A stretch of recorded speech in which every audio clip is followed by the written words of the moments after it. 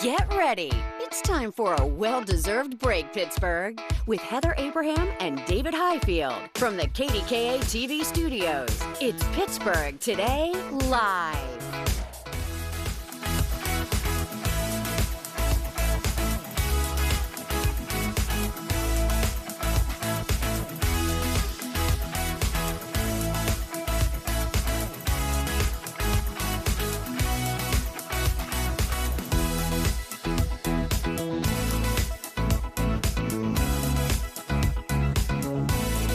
Hey everybody, it is finally Friday. TGIF.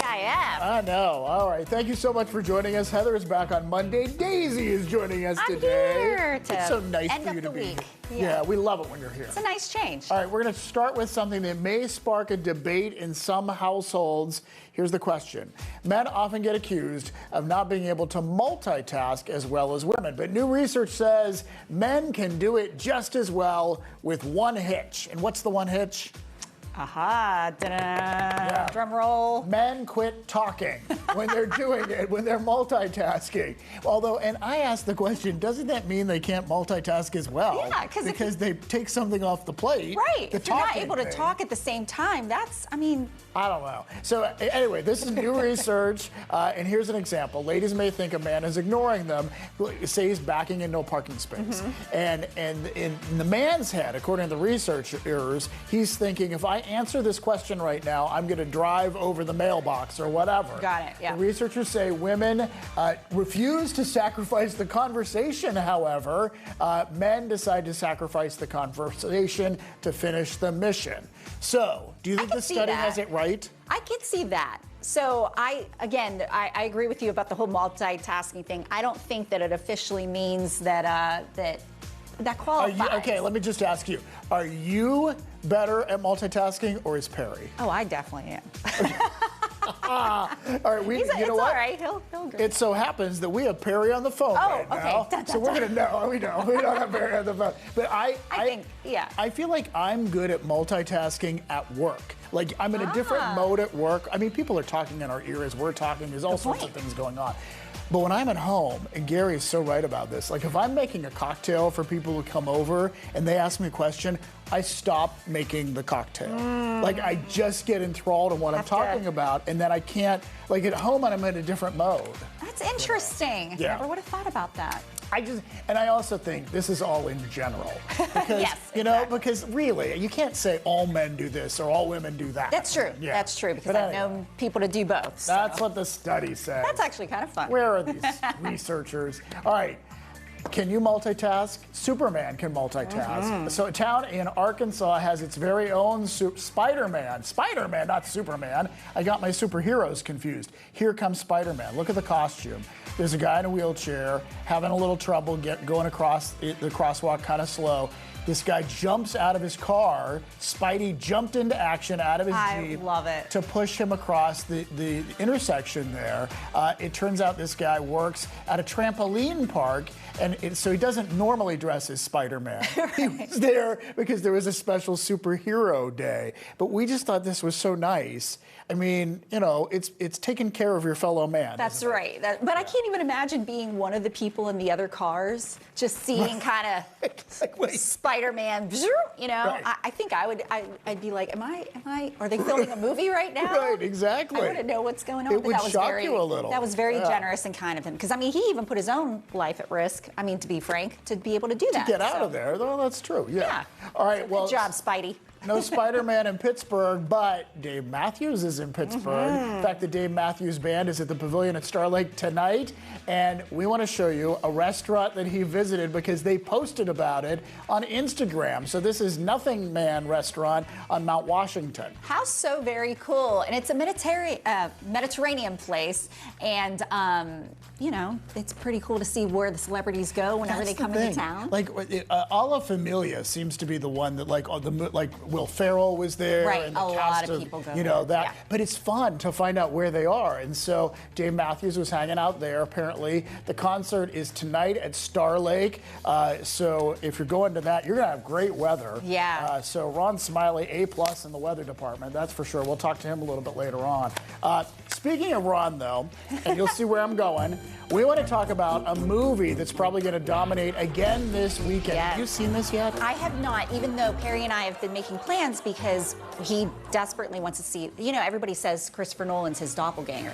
If you look at pictures. Oh, wow, that's true. Everybody thinks, I wish we could do side by side of Christopher Nolan, the director of The Odyssey. Yeah. That's the movie we're talking about.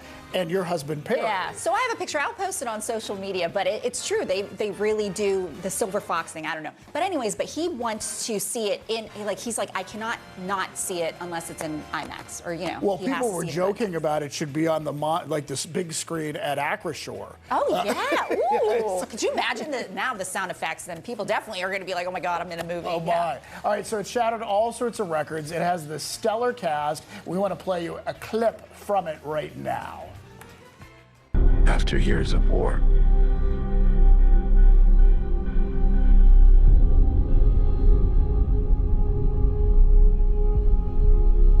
no one could stand between my men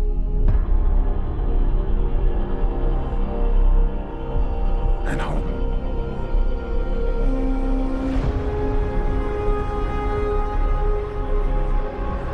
Not even me.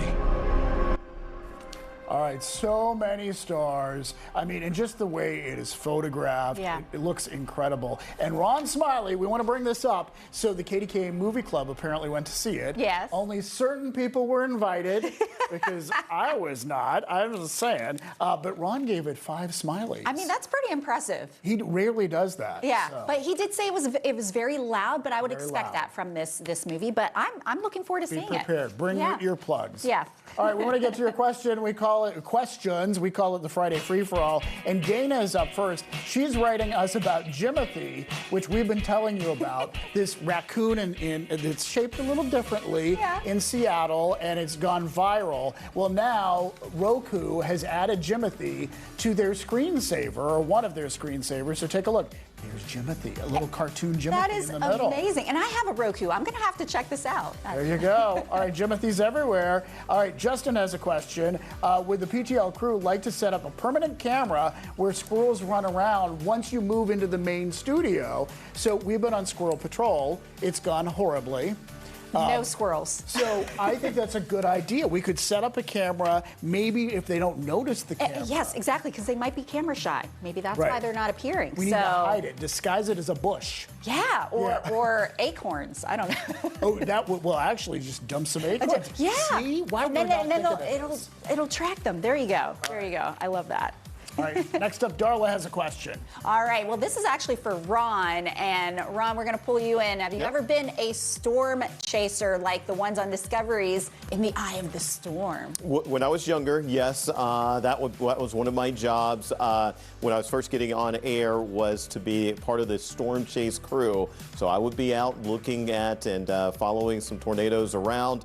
So yeah, it's something that I have done a couple of times.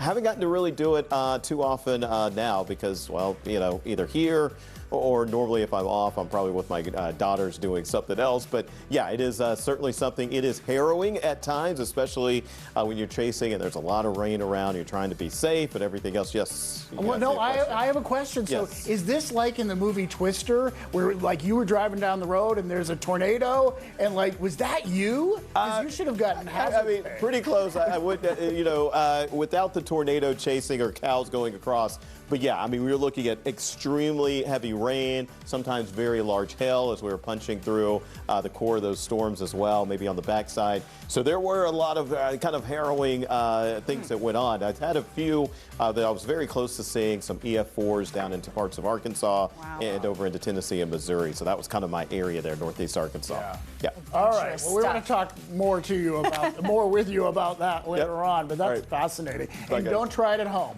That's right. There's a tornado warning. Get to a safe spot. We always want to say that. Yeah. All right, Josie's up next. Yeah, well, how many of you wear glasses right now, or are you wearing contacts? And I wanted to actually answer that question because I have worn glasses, contacts, all my life, but then I got LASIK about 10 years ago. And it was awesome. I felt like I was like, oh, I could be the LASIK spokesperson, but then it does fade. And I'm getting to that point now where I'm like, can I see the teleprompter? So I ended up getting some new spiffy glasses that I only wear. I only wear every once in a while because it's not that bad. It's just one of those things that I like to see crisp. So it's far away that you can't see. Especially if I'm at a movie theater or at a show. Okay. Well, wow. What do they say? Is it Versace on the side? I'm sorry, I should have touched your hair, but I just wanted to see. That's fine. But yeah, but like so it's one of those things. Over there? FYI, if you have LASIK, you may need to get glasses again. And I know you every once in a while bring out your spiffy blue ones. Oh, those are my readers. I mean, I've never had LASIK, but yes, I wear contact lenses. Yeah. Occasionally, I wear glasses, and now in the past like 3 years or so, I need readers too, because I'm like. Here's what it says. Well, that's why they said I can't do LASIK again, because then I'm going to be, like, it's just going to affect it. And apparently I'm going to be one of those people that won't need readers, later than my peers. But anyways, that's a whole LASIK medical question. This is a sweet question. Linda's asking, David, did your parents get to celebrate any of your Emmy wins with you? And so I have some pictures because, yes, I brought them back. I shared them with, you know what? It didn't dawn on me until many Emmys and many years after winning my first Emmy. Like I always worked with this photographer, Ian Smith. He gave his first Emmy to his parents. It never dawned on me to do that. So eventually I did win an Emmy and I gave it to my parents. But I thought Ian Smith, sweetest guy to do that and think about that. Why wouldn't I do that? I owe everything to them. Yeah. So very, very glad that I was able to celebrate with them with those And Emmys. congrats on our Emmy winner here. All right, I think we have one final question. It's for Daisy from Jennifer. Do you have any annual summer traditions like vacations or reunions that you schedule every year? Well, what's interesting is I wanted to share about a family reunion that happens. It's actually the Ninnis family reunion. So the family that I married into, this is Perry's parents. I thought that was Christopher Nolan. Exactly. But this was their 73rd.